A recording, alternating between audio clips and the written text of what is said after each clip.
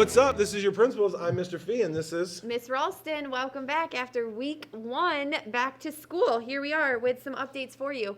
First, one of the most important ones, students and parents, we want to make sure you know, we have now new guidance around COVID test requirements. If a student or a staff member is sent home or does not come to school with COVID-like symptoms, we are now required to have a negative lab test before the student or staff member is able to return to work, or to school. So that means you may have to get a COVID test and provide the lab results. If you are not going to get a COVID test, you are required to go fully virtual. No student is able to return back to school if they do not have a negative COVID test. That is only if your symptoms require you to go get a COVID test. If you have questions about that, please contact our school nurse, Cindy Bickler, directly. Please contact our school nurse with questions around that.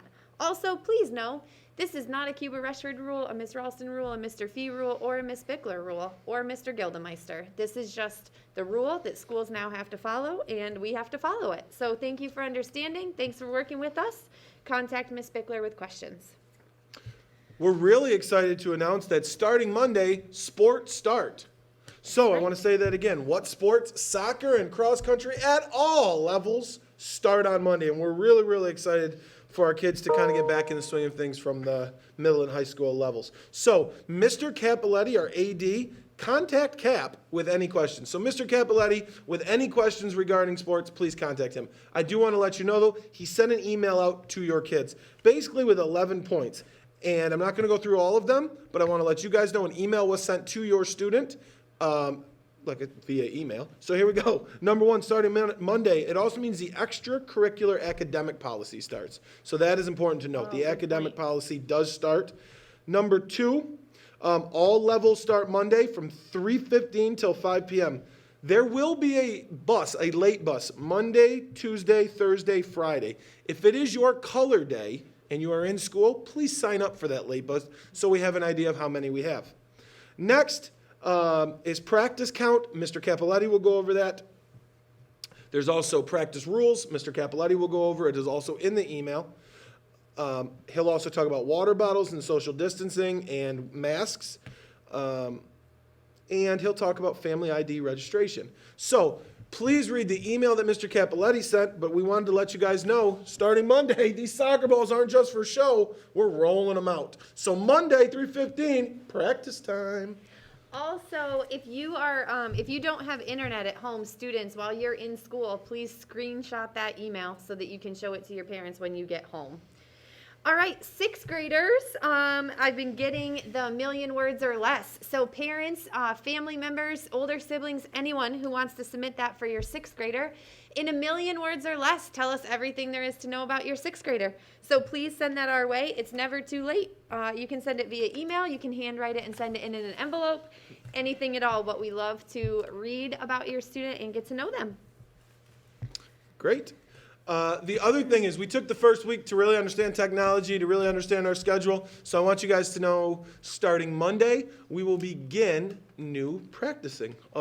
New practicing made no sense. We'll begin new material and starting to now teach the curriculum. So we really wanted to make sure people had a grasp on technology and what we would do if they're home and what the virtual looks like, so we can really dive all into new materials. So thank you for that. All right, students who are going to BOCES, juniors and seniors, some of you have asked a lot of questions around that. So I just want to pause for a second and go through these really important details.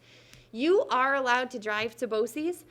Students are only allowed to transport one other student, and that requires us to have a permission slip from both the driver and the passenger, okay? So we need to have a permission slip that says my child is allowed to drive and my child is allowed to transport named student. And then the other person has to have a permission slip that says my child is allowed to ride with named student. If we find out that those were written not by a parent or a guardian, and maybe by the student themselves, all driving privileges will be revoked. Safety first. The next part, temperature checks if you self-transport to BOCES. Temperature checks are happening. Just make sure when you go in, I checked with BOCES on this, if you have been temperature checked at our school or on our bus, you don't need to be temperature checked there. So if you are arriving to BOCES and you have driven yourself or someone has dropped you off, please make sure you see the nurse at the Belmont Center. She's been out in the lobby every morning, and make sure she scans your temperature. So please make sure you are taking responsibility for that happening. She's catching everybody she can, but it's a great help if you step over there as well if you are coming from home. When you're in Cuba Rushford building and you've gotten through the temperature check, we ask that you please follow the rules. And it's like traffic, please stay to the right of the halls. All right, we have arrows going both ways.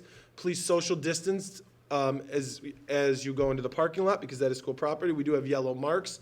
Please, please, please follow the flow of staircases. So really, we can have right traffic only on the first and second floor, but the staircases closest to the foyer are all down.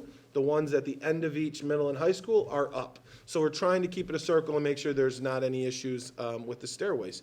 So I say that please just follow the rules in terms of how the building is laid out.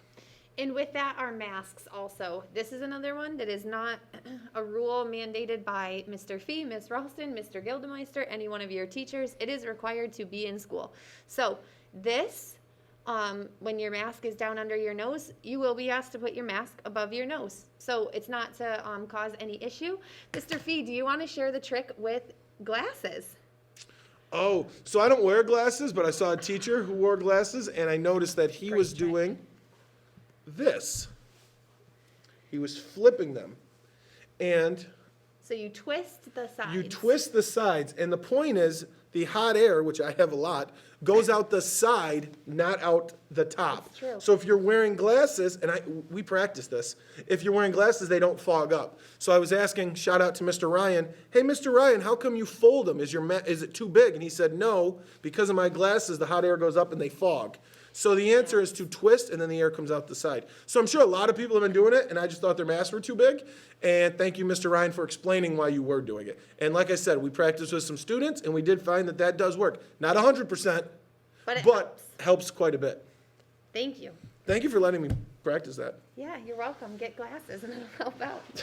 All right, homecoming.